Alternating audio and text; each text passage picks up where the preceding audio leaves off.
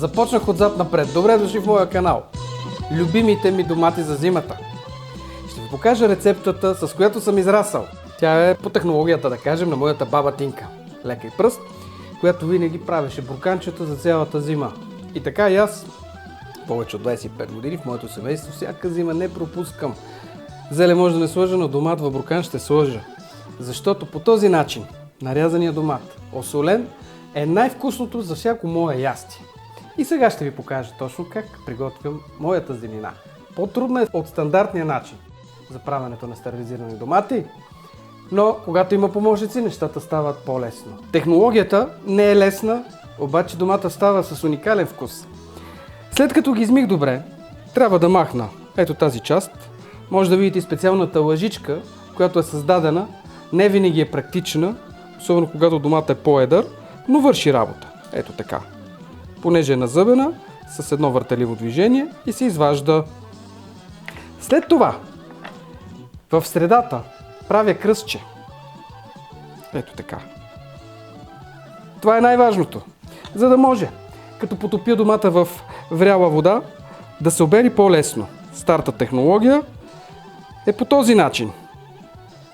Още в началото, преди да купите доматите, сложете няколко плика след. Той е много важен. Може да звучи странен този съвет, но ще разберете защо. Защото целта е домата само да се потопи, за да се напука ципата и след това веднага да се спре неговото готвене. Целта е аромата на домат да остане в буркана, когато вече го стерилизирам. Ако оставя доматите да изстиват, те продължават да се варят, затова ги топя в студена вода. Но да покажа и какво имам предвид. Ето и тенджерата с кипяща вода. Слагам доматите, които вече съм подготвил. Броя до 10-15 секунди. Ципата се напуква и много лесно се изважда.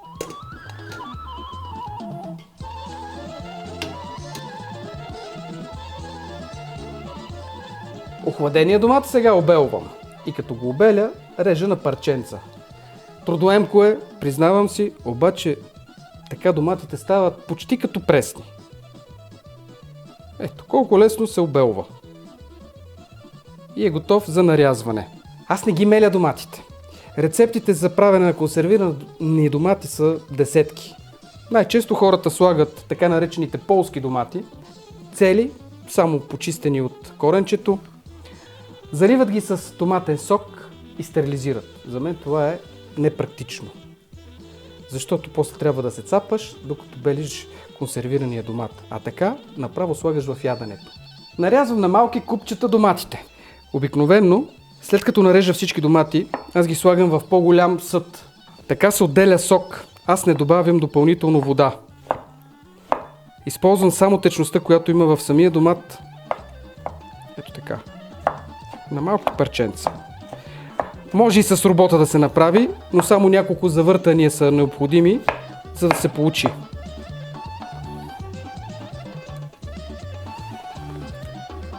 Време е да покажа и осоляването. Аз не соля директно. Предпочитам да сложа сол във всеки буркан според големината. Практично е да имате големи буркани,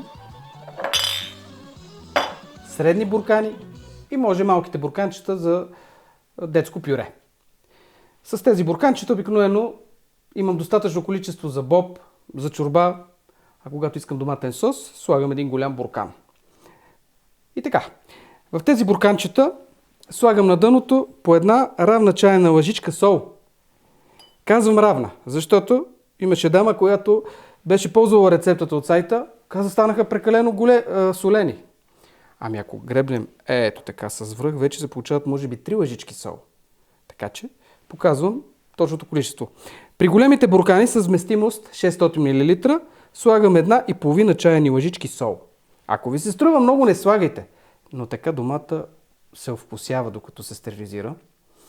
И после слагате в яденето, като много рядко се налага да добавя сол. По 1,5 чайна лъжичка в големите буркани. Сипвам от доматите и затварям с капачките.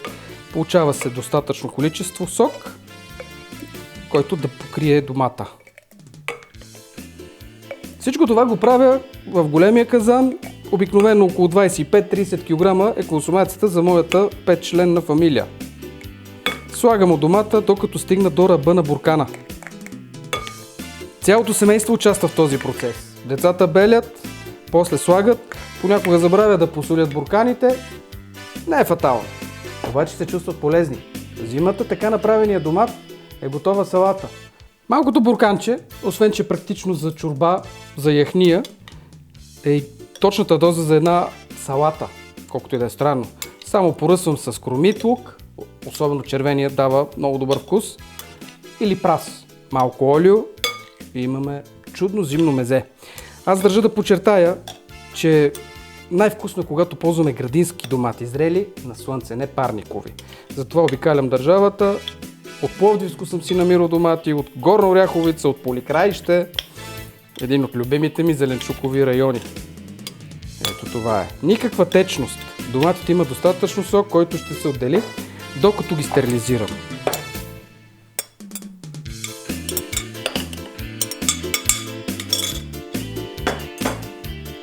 Това е основата. Продължавам с останалото. Бланширам всичките домати, подреждам ги в бурканите и важното правило е капачката да се сложи в гореща вода. Така после по-добре се затваря и стерилизира, за да не влезе въздух. Това е най-важното. Първата доза изглежда така. Капачките, както казах, съм залял с вряла вода. Изчаквам да престои, за да стане по-добро оплътнението и хубаво затягам. Това ми е най-неприятната част в правенето на консерви. Всичко друго не ми тежи. Чистене, белене, варене. Но стягането ми е неприятно. Както и да е. Слагаме ги в по-голяма тенджера. Аз имам казан със студена вода. Водата трябва да покрие буркана. Загрявам. Хубаво е да не е рязко, за да не се спукат бурканите. Има време. Аз го правя с газовата горелка. И след като водата заври, 10 минути стерилизирам. Може и по-малко. Но идеята е домата да е сготвен, за да може после бързо да стане и готовото ястие. Това е цялата философия на моята любима рецепта. Когато доматите са готови, изваждам бурканите и винаги ги обръщам с капачката надолу. Така малкото останал въздух излиза и се получава перфектната стерилизация. Бурканчета от лютеница, от сладко, от каквото има в колекцията. Готовите буркани слагам в казан, загрявам водата и варя 10 минути. След това е много важно, докато са горещи, бурканите да се извадят и да се обърнат с капачката надолу. Така малкото останал въздух излиза. Когато изстинат, ги прибирам в килера.